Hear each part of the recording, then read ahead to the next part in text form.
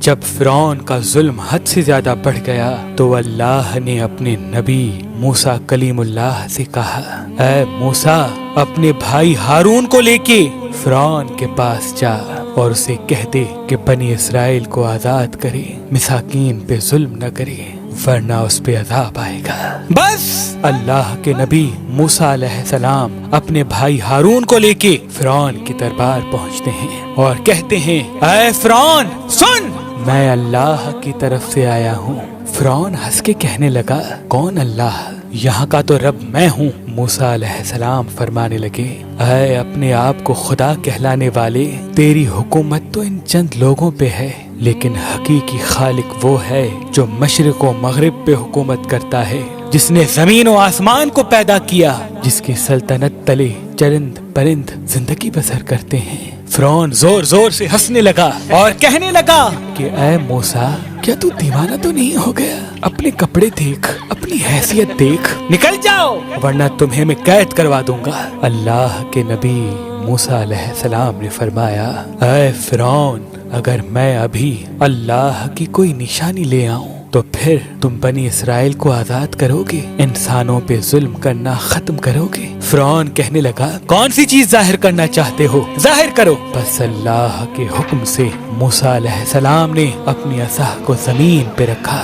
جیسے ہی اس عصا کا زمین پہ رکھنا تھا، وہ اژدہا بن کے پورے محل میں پھرنے لگا۔ پھر اللہ کے نبی موسیٰ علیہ السلام نے اپنی بغل میں ہاتھ ڈال کے جیسے ہی باہر نکالا تو وہ چاند کی طرح روشن نظر آنے لگا۔ فرعون کے محل والے سب حیران ہو گئے۔ فرعون نے سوچا کہیں بغاوت نہ ہو جائے تو کہنے لگا، اے موسیٰ، کیا تو اس جادو کے زور سے میری سلطنت کو ختم کرنا چاہتا ہے، بنی اسرائیل کو آزاد کرنا چاہتا ہے؟ اے موسیٰ، یہ زمین جادوگروں کی زمین ہے اور میرے پاس اس سے بھی بڑے جادوگر موجود ہیں، کیوں نہ ایک مقابلہ کرتے ہیں؟ تو اپنا جادو دکھا، ہم اپنا جادو دکھاتے ہیں۔ اللہ کے نبی موسیٰ علیہ السلام نے فرمایا، اے فرعون، یہ جادو نہیں بلکہ اللہ کی نشانی ہے۔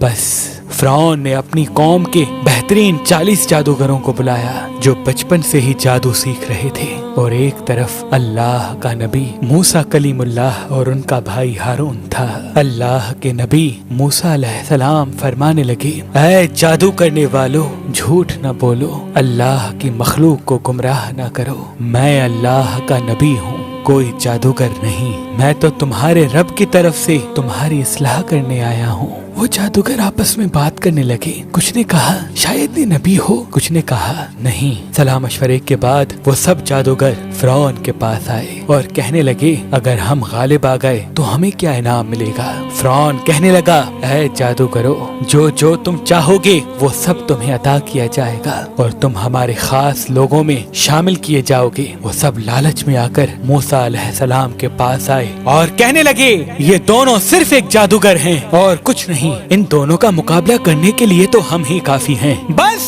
وہ 40 کے 40 جادوگر صف بنا کے موسیٰ علیہ السلام کی طرف بڑھنے لگے۔ تمام لوگ حیرت سے دیکھ رہے تھے اور کہہ رہے تھے کہ آج جو غالب ہو گیا بس وہی سچا ہے۔ پھر وہ جادوگر کہنے لگے، اے موسیٰ، پہلے تم اپنی نشانی ظاہر کرو، پھر ہم تمہیں دکھائیں گے کہ ہم کیا ہیں۔ اللہ نے موسیٰ پر وحی کی کہ اے موسیٰ، پہلے ان کو اپنا جادو دکھانے دے۔